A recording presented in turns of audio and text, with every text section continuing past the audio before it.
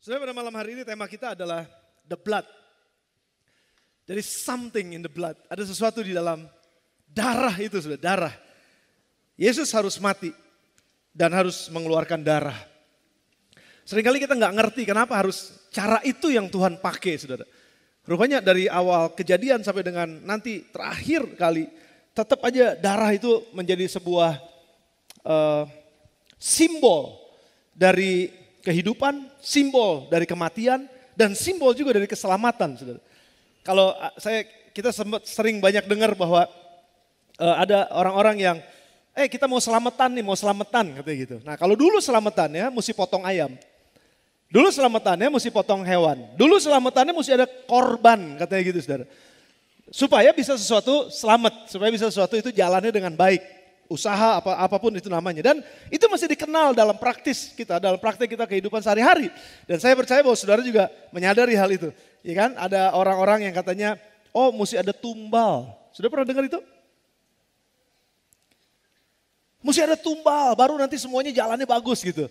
Jadi mesti ada yang mati dulu, baru nanti. Nah, mesti ada yang korban dulu, diminta dulu sesuatu. Jadiin tumbal dulu supaya bisa berjalan usahanya, bisa berjalan bangunannya, bisa berjalan apa aja pokoknya perlu tumbal kata gitu. Nah jadi darah rupanya memang menjadi satu simbol. Nah pada malam hari ini saya ingin bicara pada saudara, janji Tuhan dalam kehidupan kita bahwa hidup kita ini akan diselamatkan. Hidup kita akan dipulihkan oleh Tuhan. Hidup kita akan diampuni dari setiap dosa dan ini adalah berita sukacita buat saudara dan saya pada malam hari ini bahwa dosa kita bisa diampunin. Tanpa harus potong hewan manapun zaman sekarang. Karena sudah ada satu darah yang tercurah 2000 tahun yang lalu. Dan darah itu secara simbolik pada hari ini maupun secara natural. Darah Yesus yang sudah tercurah menetes jatuh ke tanah bumi ini. Dari saat darah itu tercurah, dari saat darah itu jatuh ke atas muka bumi ini. Bumi ini menerima keselamatannya. Betul.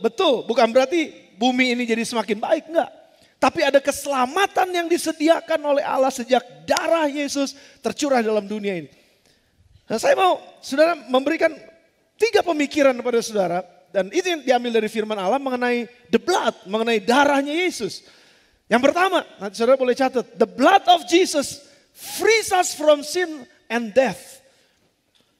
Darahnya Yesus itu membebaskan kita dari dosa dan kematian. Itu yang pertama. The blood of Jesus frees us from sin and death. Darah Yesus membebaskan kita dari dosa dan kematian. Nah saya mau kita kembali kepada kitab Kejadian, saudara. Di dalam kitab Kejadian kita ingat banget bahwa pada saat Adam ada di dalam taman itu, Allah berfirman, "Adam, kamu jangan makan." Waktu itu Hawa belum ada, saudara, karena belum diciptakan. Tapi Allah udah berfirman dulu kepada Adam, memberikan perintahnya kepada Adam, "Adam, kamu jangan makan buah dari pohon pengetahuan baik dan jahat ini ya. Semua pohon dalam taman ini boleh kamu makan." Itu perintahnya Tuhan. Dan perintahnya itu diikuti oleh konsekuensi kalau kamu ngelewatinnya. Tetapi pohon pengetahuan tentang yang baik dan jahat itu janganlah kau makan buahnya sebab pada hari yang kau memakannya ada konsekuensi. Pelanggaran selalu ada konsekuensi. Sebab pada hari yang kau memakannya pastilah engkau mati. Pasti engkau mati. Saudara, kalau Tuhan udah bilang pasti, itu pasti. Jadi saudara jangan coba-coba kalau Tuhan bilang pasti, saudara mau coba. Nggak akan mati, nggak mungkin mati. Kalau dia udah bilang pasti, pasti. Kalau dia bilang saudara pasti disembuhkan, engkau pasti disembuhkan. Kalau Tuhan bilang pasti, itu pasti. Kalau Tuhan mau bilang engkau pasti dipulihkan, engkau pasti dipulihkan. Karena itu janjinya, karena Tuhan itu adalah Allah perjanjian. Saya mau tutup ntar dengan ini. Jadi waktu Tuhan katakan ada konsekuensi yang akan kamu ambil, yang akan kamu terima. Kalau engkau melanggar aturan ini, engkau akan mati. Nah saudaraku, kalau saudara langgar peraturan lalu lintas, konsekuensinya apa? Ada konsekuensinya kan? Sudah ditilang. Saya melanggar nggak pernah ditilang, tunggu aja waktunya. Nanti juga kena. Saya ngelanggar, saya harusnya makan obat 3 kali sehari misalnya. Atau saya lagi sakit nih, saya makan obat 3 kali sehari. Terus saya langgar, saya makan 7 kali sehari. Segala sesuatu yang dilanggar selalu ada konsekuensinya. Jadi pelanggaran dosa juga sama saudara. Nah, jangan saudara bilang bahwa saudara nggak berdosa. Alkitab sendiri katakan dengan jelas dalam kitab Roma bahwa semua orang sudah berbuat dosa dan setelah kehilangan kemuliaan Allah. Semua orang sudah berbuat dosa. Jadi nggak ada seorang pun yang nggak berbuat dosa. Konsekuensinya adalah akibat dosa, upahnya adalah mati. Jadi dosa itu upahnya adalah mati saudara. Tetapi saya mengucap syukur bahwa the blood of Jesus frees us from sin and death. Darah Yesus itu memerdekakan kita dari dosa dan kematian. Kita harus percaya ini karena ini firman Allah yang katakan. Kenapa saya bisa bilang begitu? Karena kita akan lihat sama-sama. Kematian rupanya melewati 2 fase saudara. Fase yang pertama adalah dosa dulu. Orang berbuat dosa itu udah langsung mati itu saudara. Kok saya gak mati? Belum. Kok saya gak kenapa-napa nih? Saya gak ada apa-apa nih. Gak ada kutuk, gak ada apa. Kok saya hidupnya enak-enak aja berbuat dosa. Tunggu. Ujungnya selalu mati saudara. Nah sin atau dosa itu selalu menghasilkan yang pertama malu. Orang yang melanggar pertama kali pasti malu. Lama-lama melanggar udah gak tahu malu. Semakin terus dilanggar udah hilang malunya. Tapi akan mengalami satu fase yang berikutnya yang disebut dengan marah. Marah sama diri sendiri. Marah sama orang lain. Dan itu yang terjadi. Dosa itu terus bertambah dari malu terus marah akhirnya membunuh. Dan terus itu berkembang saudara. Dosa gak pernah bisa semakin kecil. Dosa semakin besar. Itu jahatnya dosa. Jadi makanya kenapa dosa itu menghasilkan malu, marah, kecewa, nyesel. Aduh Tuhan saya nyesel. Kenapa tadi saya terobos tuh. Padahal saya gak lihat polisi tadi. Jangan salah. Saudara gak bisa lihat polisi. Polisi bisa lihat saudara. Karena dia bisa bersembunyi di mana aja. Jadi dosa itu menghasilkan malu, marah, kecewa, nyesel. Nah apa cara manusia untuk menghilangkan malunya? Bagaimana cara manusia untuk menghilangkan rasa nyeselnya? Rasa kok kayaknya marah banget itu ya, kecewa banget. Tapi yang paling penting diawali dengan malu. Gimana cara manusia nutupin dengan malu? Kejadian pasal yang ketiga ayat yang ke-7 itu dengan jelas dikatakan oleh firman Tuhan, maka terbukalah mata mereka berdua setelah mereka tahu waktu habis makan buah itu melanggar firman Tuhan. Mereka tahu lalu mata mereka mulai terbuka dan bahwa mereka tuh telanjang, baru mereka merasa malu. Lalu mereka apa saudara? Menyemat daun pohon ara dan membuat cawat buat nutupin kemaluannya. Bukan cara Tuhan, cara manusia. Begitu dosa langsung cari jalan gimana supaya menutupinya. Saudara ingat, jangan pernah berbohong karena sekali saudara bohong, saudara harus terus ingat-ingat saudara bohong sama siapa, bohongnya kapan. Karena nanti lain kali saudara akan ditemukan lagi, saudara akan ketahuan bohongnya. Orang yang punya dosa bohong, itu akan capek. Kenapa tadi terlambat? Macet, bohong. Besok terlambat lagi, kenapa tadi terlambat? Kemarin gue bilang apa ya? Sama si ini bilang macet, sama si itu bilang apa ya kemarin ya? Alasannya beda.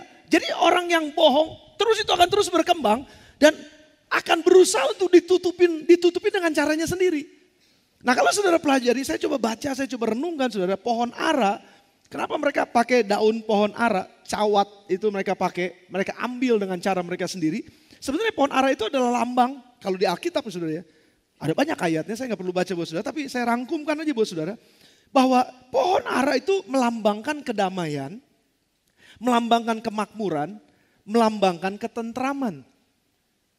Dan pohon ara itu juga dalam beberapa bagian dalam Alkitab dikatakan itu adalah bisnis bagus pada zaman Israel. Dan orang yang berjual beli buah ara atau daun pohon ara itu mendapatkan kemakmuran yang bagus karena memang punya nilai ekonomis yang bagus. Jadi dengan kata lain manusia mencoba menutupi dosanya, mencoba menutupi kekurangannya, mencoba menutupi segala sesuatu yang memang dia sadar bahwa saya ini ada yang kurang nih, saya kok nggak puas gitu, ada sesuatu yang kurang, ada sesuatu yang salah di dalam saya. Apa itu? Manusia coba cari uang. Manusia coba untuk supaya jadi sejahtera. Manusia cari uang sebanyak-banyaknya supaya dengan uang yang banyak saya bisa tutupi semua kekurangan di dalam saya. Guess what? Coba tebak saudara. Bahwa itu bukan cara Tuhan. Lalu saudara bilang, tanya sama saya. Kalau gitu gak usah kerja dong. Kalau gitu gak usah cari duit dong. No. Kerja dan menghasilkan uang, menghasilkan keuntungan dari pekerjaan dan usaha kita. Itu sebetulnya bukannya cara kita untuk menutupi dosa kita. Saudara bertambah banyak uang, bertambah banyak kekayaan, bertambah banyak posisi untuk menutupi kekurangan saudara. It doesn't work. Nggak mungkin bisa. Karena memang itu cara manusia sejak awal untuk menutupi kesalahan dan dosanya. Tapi bagaimana dengan cara Tuhan? Apa cara Tuhan saudara? Kalau saudara baca Kejadian 3 ayat 21. Di situ dengan sangat tegas, di situ dengan sangat jelas. Waktu Tuhan udah deal dengan manusia, Tuhan bilang dan Tuhan Allah membuat, perhatikan. Pakaian dari kulit binatang untuk manusia dan untuk istrinya itu. Begitu baiknya Tuhan.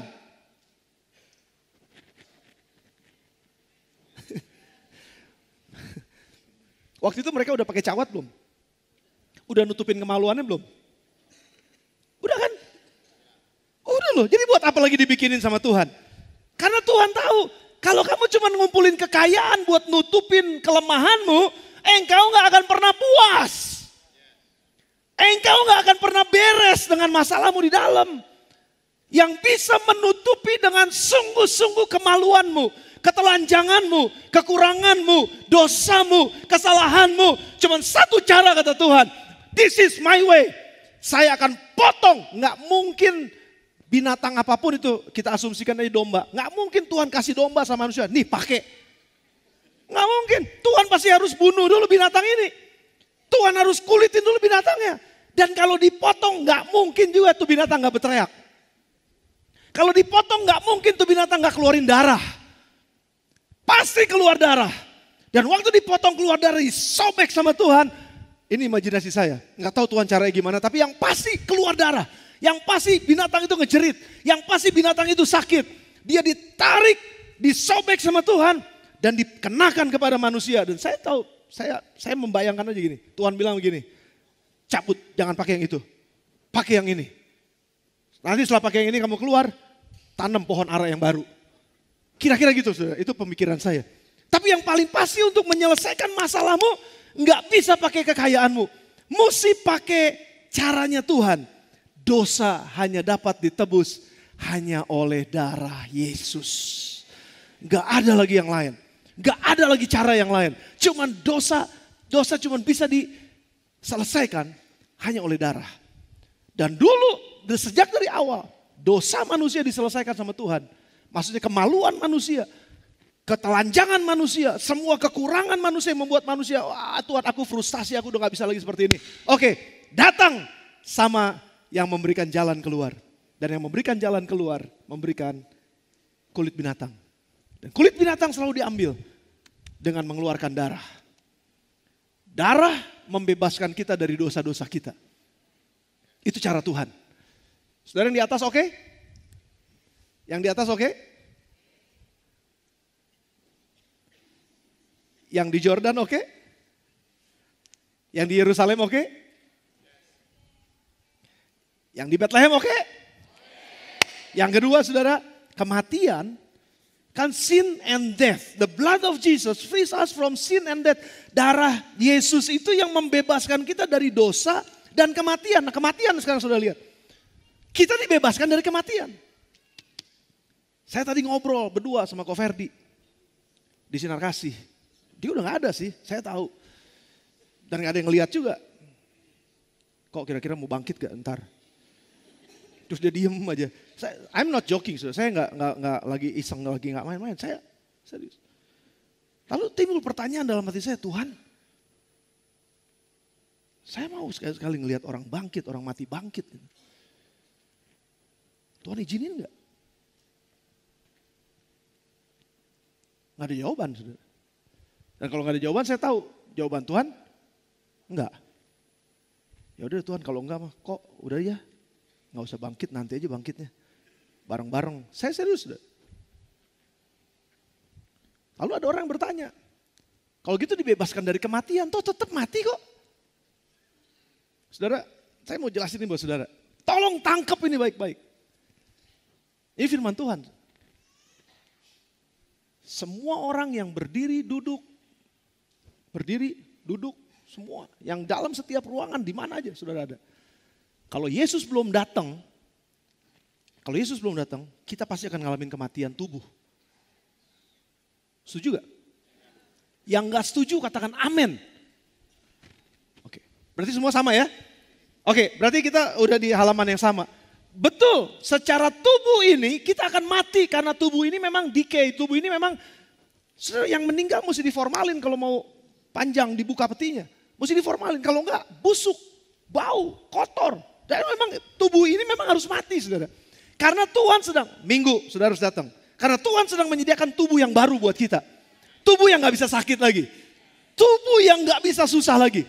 Tubuh yang gak bisa giginya copot, bayangin gak? Tubuh yang gak bisa lagi kropos. Tubuh yang gak bisa lagi osteoporosis. Tubuh yang udah gak bisa lagi dimasukin sama cancer. Tubuh yang udah gak bisa lagi dimasukin sama apapun yang jelek. Karena tubuh itu adalah tubuh kemuliaan. Tubuh ini harus mati saudara. Nah oleh sebab itu, apa yang dimaksud dengan dibebaskan dari kematian? Nah ini yang saya mau jelasin buat saudara. Saudara ingat waktu zaman orang Israel ada di Mesir, Tuhan harus mengeluarkan bangsa Israel dengan mengeluarkan 10 tulah. Nah 9 tulah, ini tulah nih hukuman saudara. Ini akibat jadinya, ini tulah nih memang fatal gitu. Kerusakannya fatal banget. Ini gambaran dosa, itu kayak tulah, memang fatal banget saudara. Ancur-ancuran. Tapi sudah perhatikan bahwa 9 tulah, kalau saya catat ada 9 tulah sebelum dari tulah terakhir.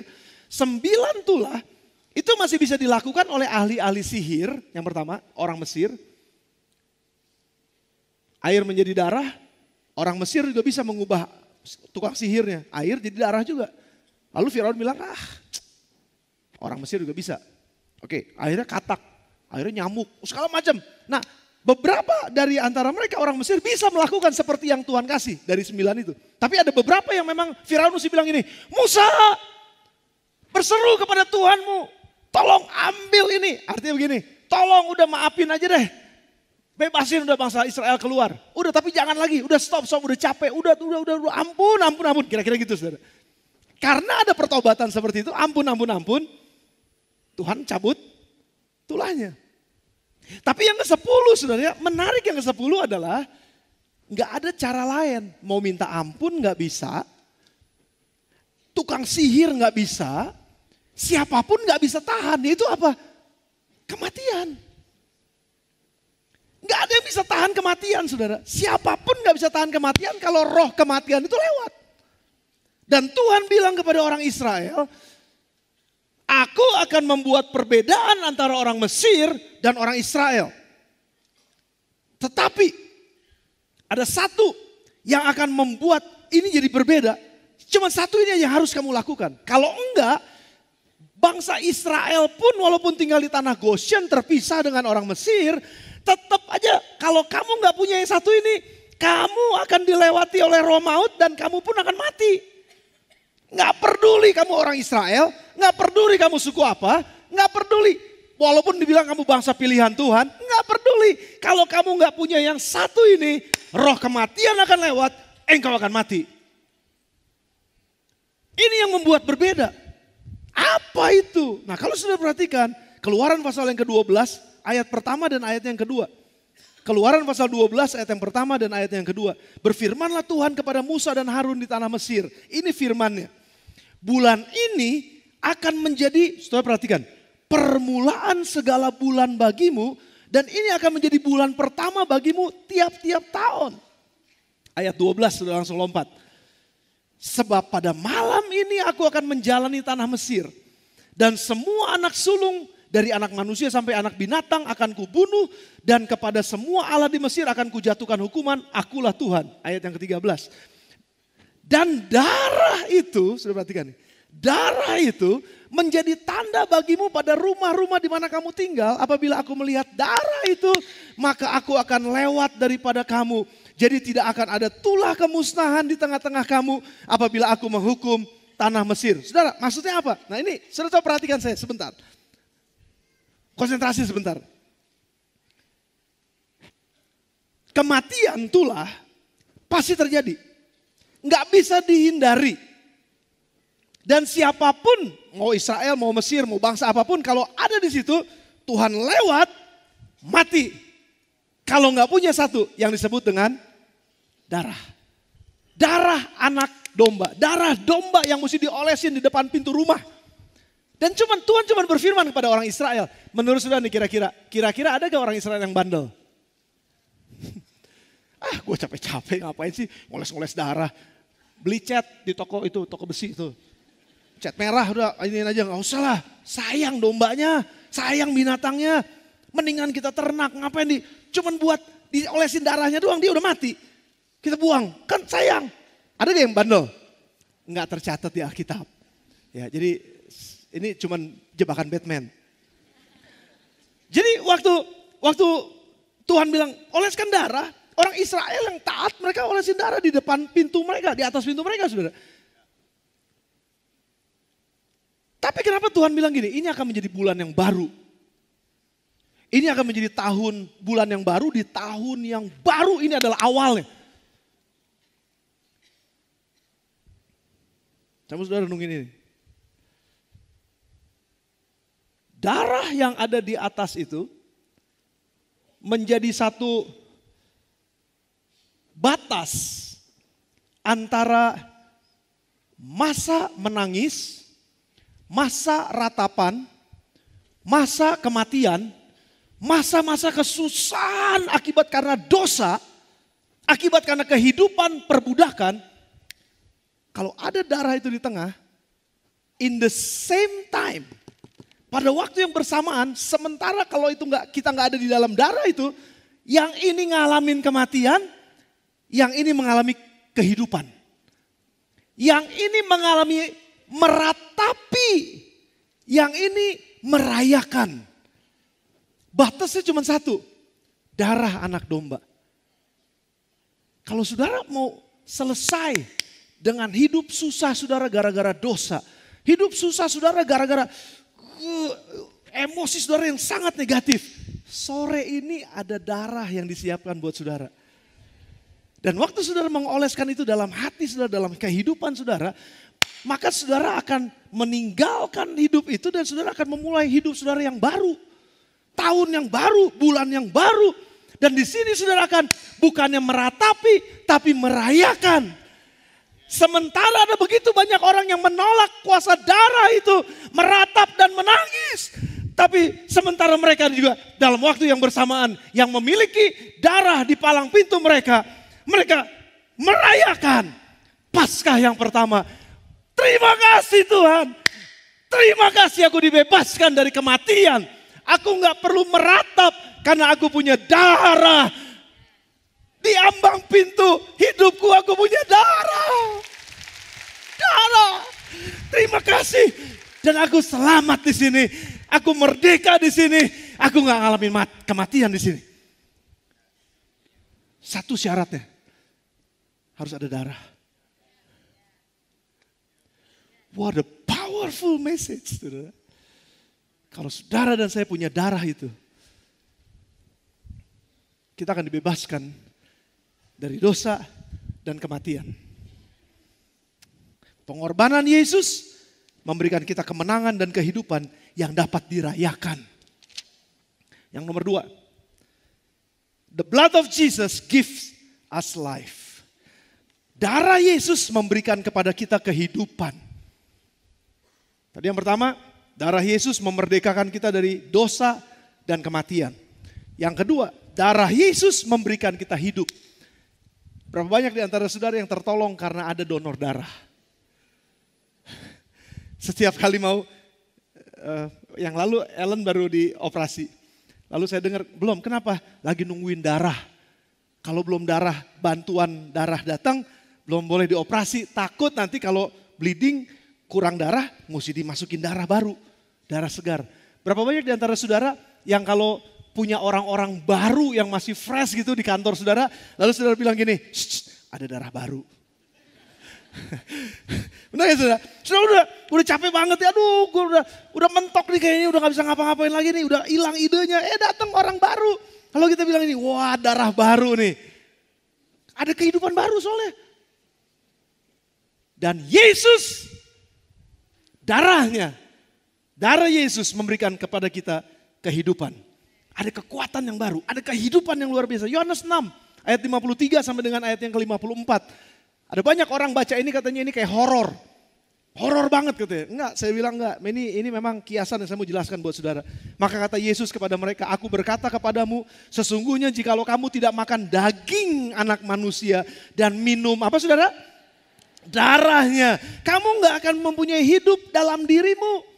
Tapi kalau kamu makan daging anak manusia itu, daging anak Allah itu, dan minum darahnya. Kok jadi kayak Dracula nih kalau kok makan daging sama minum darah ini gimana sih caranya? Nggak akan punya hidup katanya. Barang siapa makan dagingku dan minum darahku, ia akan mempunyai hidup yang kekal. Dan aku akan membangkitkan dia pada akhir zaman. Tubuh kita doang yang mati. Tapi roh kita nggak pernah mati. Karena kita punya di palang pintu kita darah anak domba. Dan darah anak domba itu juga memberikan kepada kita kehidupan. Walaupun dalam tubuh yang mati ini sebenarnya, saya mau tanya sekali lagi buat saudara, tubuh kita mati gak? Tubuh ini mati gak? Siapa yang bilang mati? Tubuh ini mati gak? Gak ada yang berani ngomong, oke cuma berapa orang. Siapa yang bilang tubuh ini hidup? Gak ada yang berani. Siapa yang gak ngerti bahasa Indonesia? Oke.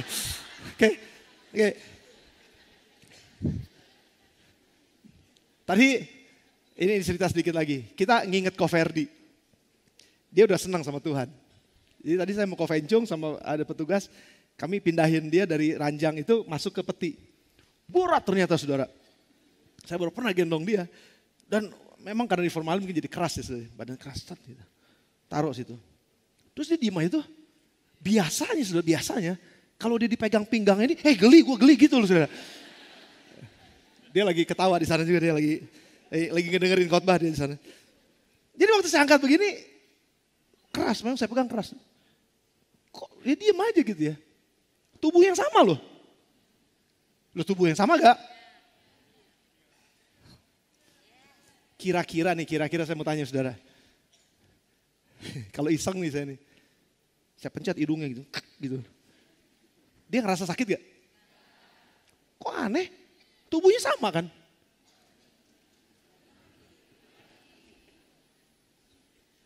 Tubuhnya ada di situ kok, mati. Pertanyaan saya jadi gini, jadi siapa dong yang ngerasa sakit? Sudah ngerti maksud saya? Coba. Oh jangan dah, udah jangan. Au!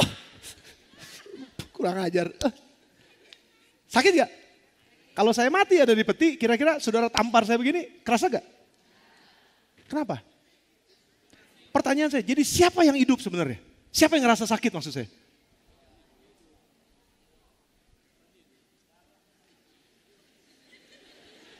Susah jawabnya ya. Susah jawabnya. Ada sesuatu yang di dalam ini yang ngerasa sakit. Dan dia protes. Tapi kalau yang di dalam itu udah gak ada di tubuh ini mau diapain juga gak ngerasa sakit. Sudah ngerti? Tubuh ini bisa mati. Artinya mati mau diapain juga udah bisa. Dibakar, mau dihancurin, mau diapa aja. Terserah, mati. Tapi yang ada di dalamnya itu gak pernah mati. Kalau ada darah Kristus. Kalau ada darah anak domba. Karena Yesus sendiri katakan di akhir zaman dia akan kubangkitkan. Di akhir zaman dia akan kubangkitkan. Siapa yang dibangkitkan? Tubuh ini yang ada di kuburan nanti? Bukan. Jangan gak datang hari Minggu. Saya mau ceritain ini. Kebangkitan itu yang membuat kita berbeda dengan yang lain. Cuman kebangkitan yang membuat kita berbeda dengan yang lain. Semua orang mati. Tapi gak semua orang bisa bangkit. Tapi di dalam Yesus, akulah kebangkitan dan hidup. Barang siapa yang ada di dalam aku tidak akan mati. tapi dia akan hidup. Kalaupun dia mati sekarang, tubuhnya mati, rohnya enggak, dikumpulkan bersama-sama dengan Yesus. Dan pada saat kedatangan yang kedua kali, yang sudah bersama dengan Yesus sekarang, termasuk Koverdi, dia duluan yang akan dibangkitkan dan mengenakan tubuh yang baru. Tubuh yang baru, yang gak bisa mati dan gak bisa sakit lagi. Jadi saudara jangan sedih malam ini. Kalau ada di antara saudara yang bilang, kenapa jadi tubuh saya ini kok kayak gak baik-baik Tuhan, kok kayak sakit mulu Tuhan. Ya udah kita berdoa aja terus mengharapkan mujizat dari Tuhan masih terjadi. Saya percaya mujizat daripada Allah masih terjadi.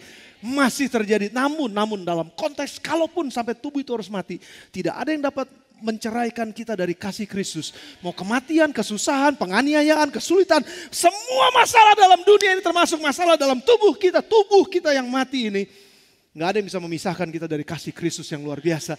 Kalaupun kita harus tubuh ini mati, roh kita akan bersama dengan dia dan kita gak akan pernah mati. Karena kita bertemu dengan Yesus dan nanti waktu dia datang kedua kali kita akan dipakaikan tubuh yang baru.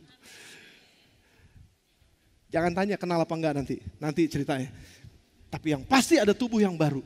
Dan Yesus memberikan kehidupan because of the blood of Jesus. Waktu kita minum darah Yesus, makan tubuhnya yang dilambangkan oleh roti dan air anggur. Sudah percaya betul? Ini dia. Saudara memiliki kehidupan. Wow. Dosa menyebabkan hidup kita kualitasnya turun. Dosa menyebabkan kehidupan kita jadi sia-sia. Nggak ada artinya nih. Hidup dengan tubuh yang bergerak ini jadi nggak ada artinya. Jadi ngapain hidup kalau nggak ada artinya, kalau sia-sia? Enggak. 1 Petrus pasal yang pertama ayat yang ke-9. Ayat yang ke-18 dan ayat yang ke-19. Bilang, sebab kamu tahu bahwa kamu telah ditebus dari cara hidupmu yang sia-sia. Karena dosa tadi. Ada darahnya, kita dipindahkan kepada kehidupan. Maka kita ditebus dari cara hidup yang sia-sia yang kamu, atau yang kita warisi dari nenek moyang kita. Bukan dengan barang yang fana. Bukan dengan emas dan perak. Bukan dengan daun ara. Bukan dengan itu. Tetapi kamu sudah ditebus oleh darah yang mahal. Yaitu darah siapa saudara? Darah Kristus yang sama seperti darah anak domba yang tidak bernoda dan tidak bercacat. Dan darah itu sudah menebus kita dari kehidupan kematian, kehidupan yang sia-sia, kehidupan yang gak punya tujuan, kehidupan yang gak punya pengharapan. Waktu darah itu tebus kita, maka kita ditebus dan hidup kita jadi gak sia-sia. Hidup kita punya pengharapan, hidup kita punya masa depan. Kita bisa memandang, hai maut, di manakah sengatmu? Aku enggak takut. Saudara, kalau orang udah enggak takut mati, sudah bisa lihat ke dampak hidup kayak apa. Kali jodoh yang udah tahunan enggak bisa diapa-apain jadi bisa kayak begitu. Itu gara-gara orang yang enggak takut mati itu, saudara. Kok saudara tepuk tangan sih? Emang saudara ngerti maksud saya? Saya gak ngomong nama loh. Saya gak ngomong nama kan? Tapi ada orang-orang yang berani mati.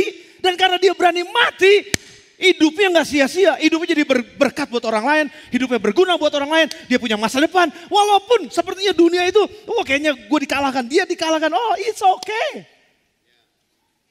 Karena hidup ini, dalam kehidupan ini bukan masalah kalah menang. Dalam hidup ini adalah masalah hidup atau sia-sia. Kita gak perlu takut. Karena di dalam darah Yesus, kita peroleh kehidupan. The blood of Jesus gives us life. Nah saya mau ceritain pada saudara, saya masih ada waktu sedikit. Ini yang saya mau jelasin. Ada dimensi nyata dan dimensi roh.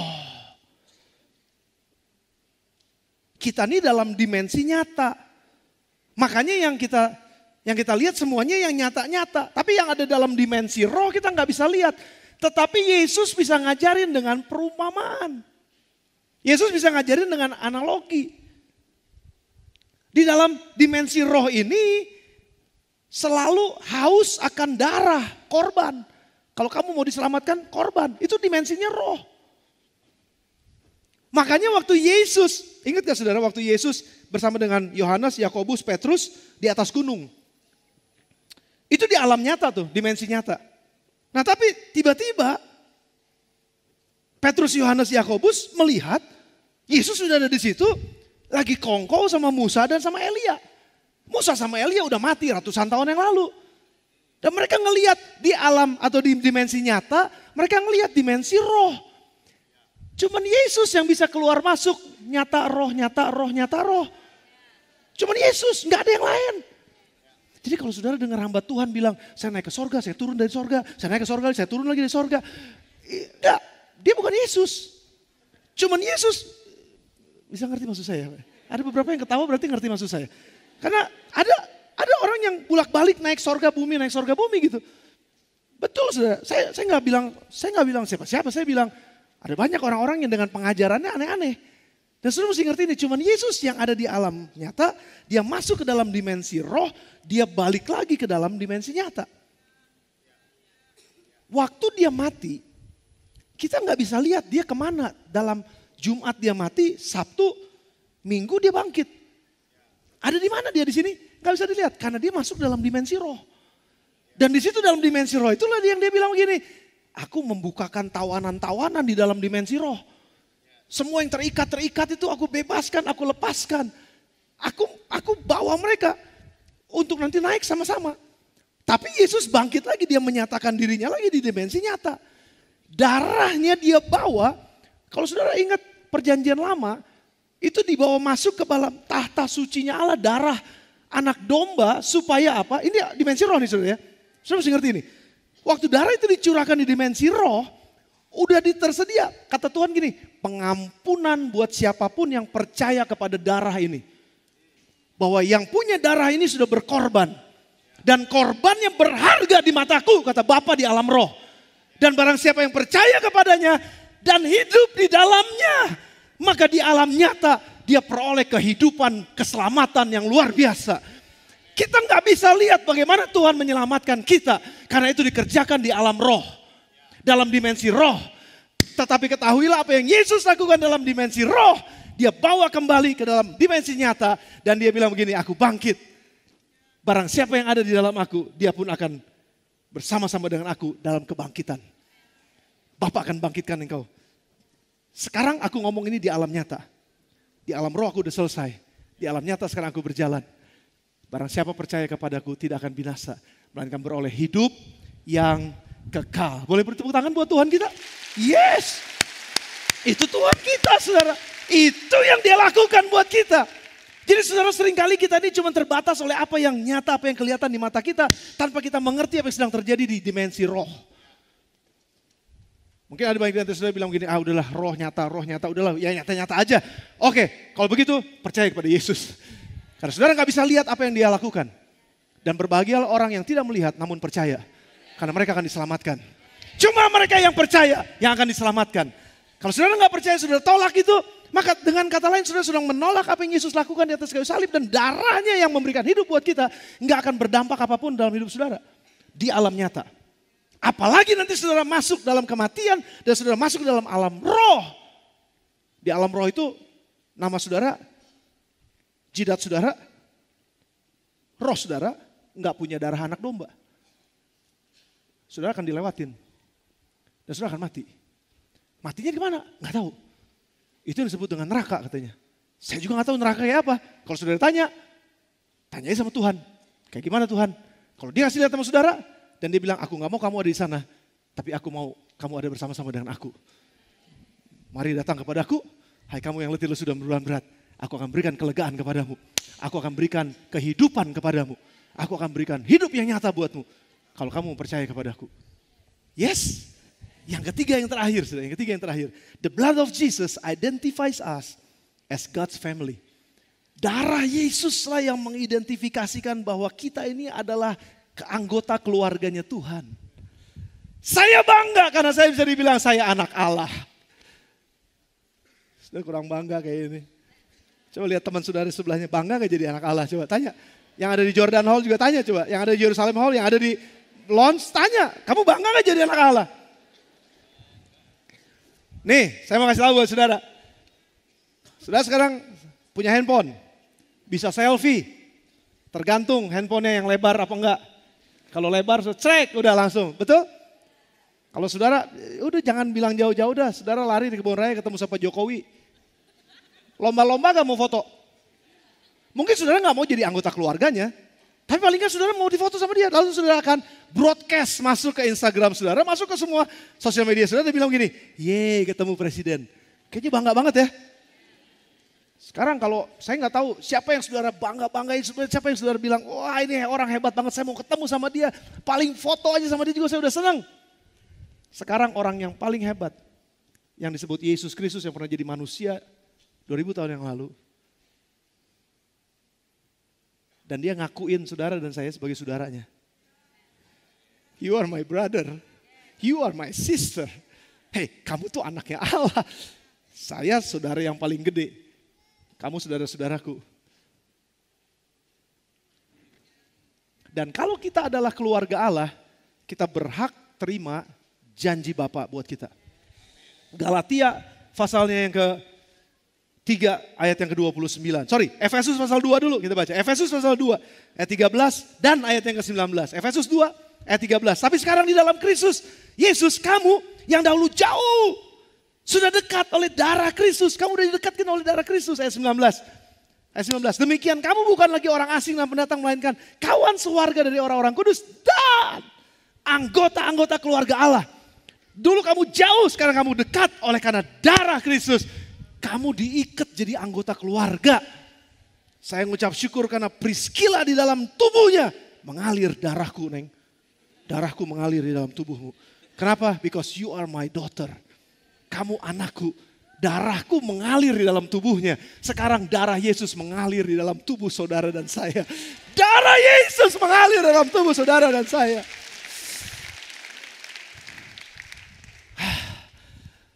Galatia 3 ayat 29. Galatia 3 ayat 29. Saya akan tutup dengan ini.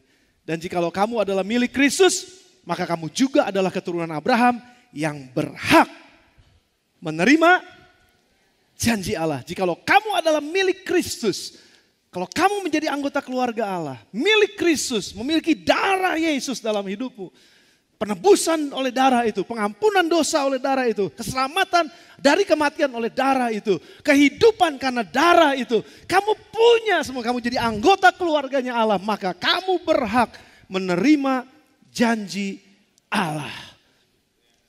Dan Allah adalah Allah perjanjian. Dia bukan Allah seperti manusia yang bisa janji, bisa bohong. Yang bisa janji, bisa ada one prestasi. Tapi dia adalah Allah yang kalau udah ngomong, omongannya bisa dipegang. Sudah bisa bayangkan kalau Allah bicara begini, jadilah terang, dan tiba-tiba terang itu plenot. Apa plenot? Picek, enggak terang bener gitu. Redup aja begitu saudara. Enggak sesuai dengan perkataannya. Sudah bisa jadi, apa jadinya dunia kita? Matahari cuma sepotong. Kira-kira. Waktu dia berfirman jadilah sempurna. Perkataannya sempurna saudara. Dan kalau dia janji, kalau kamu menjadi milik Kristus, maka kamu akan terima semua janji Allah. Pegang itu saudara. Karena yang janji Tuhan bukan manusia. Sudah berkati? Sudah belajar tentang darah Yesus?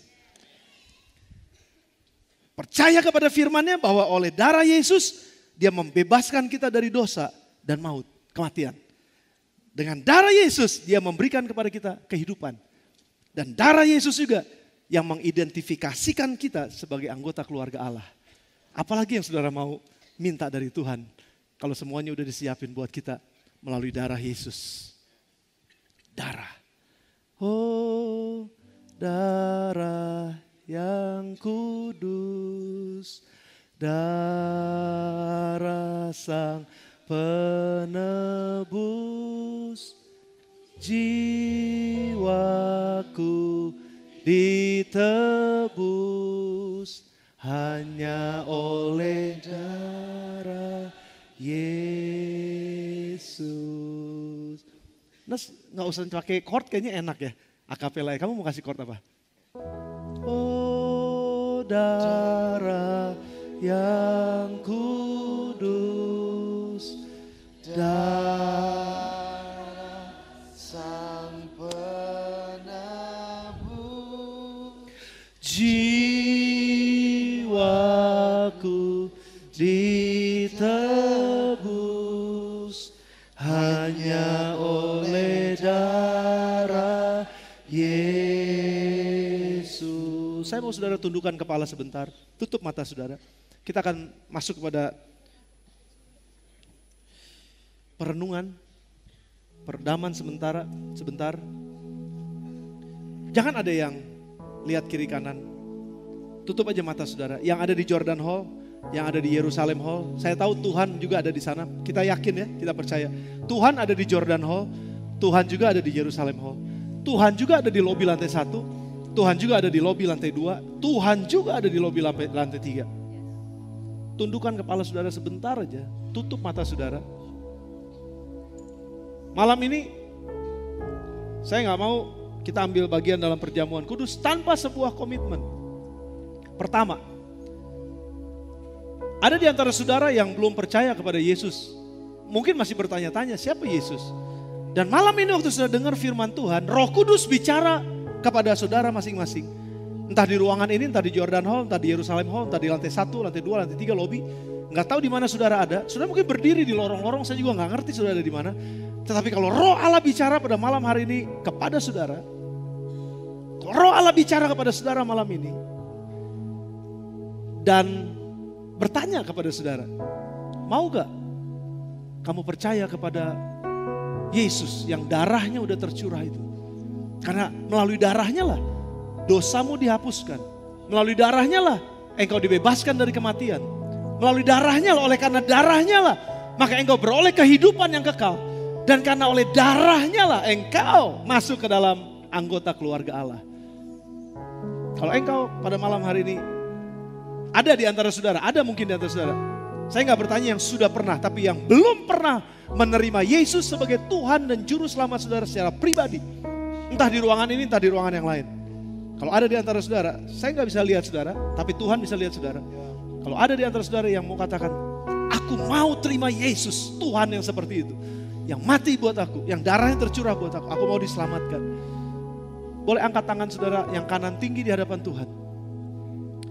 Sekali lagi saya gak bisa lihat tangan saudara, tapi angkat aja, Tuhan lihat saudara kok, Tuhan lihat saudara. Dimanapun saudara duduk saat ini, dimanapun saudara duduk saat ini. Dimanapun. Beberapa saya bisa lihat, tapi yang lain saya gak bisa lihat. Beberapa saya bisa lihat, ada tangan-tangan yang terangkat malam ini. Dan engkau begitu yakin, percaya betul, bahwa pada saat engkau terima Yesus ini, hidupmu diselamatkan. Sorga adalah milikmu, sementara kamu masih ada dalam dunia ini. Kalau gak keberatan, semua mata tutup, tundukkan pada saudara. Saya mau berdoa buat saudara yang tangannya sudah terangkat. Mohon bangkit berdiri sebentar saja, saya akan berdoa buat saudara. Bangkit berdiri sebentar saja. Dimanapun saudara ada, gak apa-apa, gak usah malu. Bangkit berdiri aja, jangan ada yang lihat dulu. Tundukkan kepala saudara. Saya melihat ada banyak anak-anak muda di depan sini. Percaya Yesus. Oh haleluya. Terima kasih Tuhan. Terima kasih Tuhan. Terima kasih. Saya lihat ada yang di atas. Saya nggak lihat yang di Jordan, saya nggak lihat yang di Yerusalem, saya nggak lihat yang di lobi-lobi 1, 2, 3, saya nggak lihat saudara. Tapi Tuhan lihat saudara. Ada hamba Tuhan mungkin yang lihat saudara. Baik, mari angkat tangan kanan saudara tinggi yang sudah berdiri, taruh tangan kiri sudah di dada saudara, dan ikuti saya berdoa malam ini. Yang singers tolong bantu supaya nggak ngerasa sendirian. Saudara-saudara yang ada juga di ruangan ini, ada ruangan lain. Bantu teman-teman yang berdiri saat ini untuk berdoa. Katakan doa ini. Tuhan Yesus. Kata sekali lagi. Tuhan Yesus. Malam ini. Setelah mendengar firman. Kami begitu percaya. Bahwa hanya di dalam Yesus. Di dalam darahnya Yesus. Saya bisa selamat. Selamat di bumi. Selamat di sorga. Saya percaya bahwa hidup saya gak akan sia-sia. Tapi hidup yang berguna. Hidup yang diberkati oleh Tuhan. Dan saya juga percaya melalui Yesus Kristus dan kuasa darahnya, saya akan diterima sebagai anggota keluarga Allah. Dan mulai saat ini juga saya mempersilahkan Tuhan Yesus masuk dalam hidup saya sebagai Tuhan, Raja dalam hidup saya. Hari ini saya deklarasikan bahwa hidup saya adalah milik Tuhan Yesus Kristus. Dalam nama Yesus, saya terima keselamatan dari hari ini sampai selama-lamanya. Beri tepuk tangan saudara buat mereka yang sudah terima Yesus sebagai Tuhan dan Juru Selamat. Selamat, Bapak Ibu silakan duduk kembali. Engkau pada hari ini juga engkau ada di dalam keluarga Allah. Engkau sudah diterima sebagai anggota keluarga Allah. Saudara silakan duduk kembali. Saudara silakan duduk kembali. Sambil kita akan nyanyikan lagu ini satu kali lagi, saya masih ada waktu sekitar 3 menit. Oh darah yang kudus, darah sang penebus, jiwaku ditebus hanya oleh darah Yesus. Sekali lagi, oh darah yang kudus, oh darah yang kudus, darah sang penebus, jiwaku ditebus hanya oleh darah Yesus.